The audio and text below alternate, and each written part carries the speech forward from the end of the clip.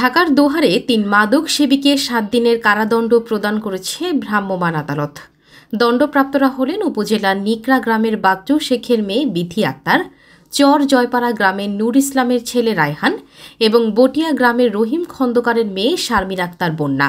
সোমবার দুপুরে ভ্রাম্যমাণ আদালত পরিচালনা করেন উপজেলার সহকারী কমিশনার ভূমি তাশফিক সিকবাতুল্লাহ। আদালত সূত্রে জানা যায়, বিথি, রায়হান ও বন্যা নামের ৩ জনকে মাদক সেবনের সময় রায়পাড়া ইউনিয়নের বড় ইকরাশি এলাকা থেকে আটক করে দোহার থানা পুলিশ।